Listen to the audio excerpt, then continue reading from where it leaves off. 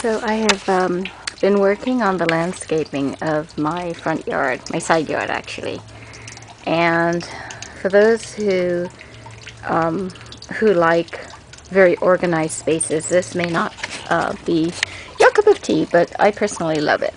Right at this very moment, it's a little bit disorganized for a few reasons. A, I haven't had a lot of time to spend on it, and nature is doing what nature does and putting plants where we don't necessarily want them. The plants that are growing vigorously, which is very fortunate for me.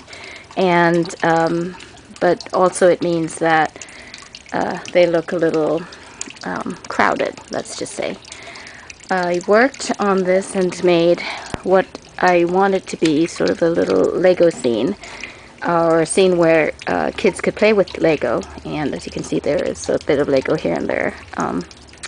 We'll call it scenery. So basically what's been happening is I've been trying to figure out the sprinkler pattern, what can be supported where, and I found that, for instance, just like if you've ever been to Kauai, you have a very green side of the island and a very dry side of the island. And that's exactly what's happening here on this first island structure that I've created. We have a green side that faces the sprinkler and a dry side, which as you can see, some of the installations have mostly dried up. And so in the middle there is a bamboo fountain, which I absolutely love, and it's recycling, of course. And then coming down from that is a stream bed. So this stream bed has been taken over by kelp, and this is nature doing its thing. We have an area that I had placed some natural cuttings from, and underneath it the idea was that you could sit on this bench and, you know, have a sort of relaxing moment. The dog has had his relaxing moment, and he's dug a little space for himself right here. So so my plan is to work with this and actually kind of tidy this up a bit. At the same time, we have this area where there is a very vigorous tomato bush. Now this tomato bush is unusual in the fact that it's actually here bearing tomatoes, ripening tomatoes, as you'll see, and it is December.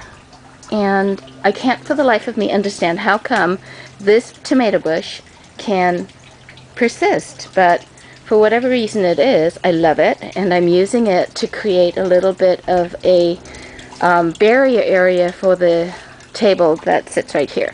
Now what happens is this space, the time is now early afternoon, and this space gets light, very hot light, right around between 11 and until about 2 o'clock.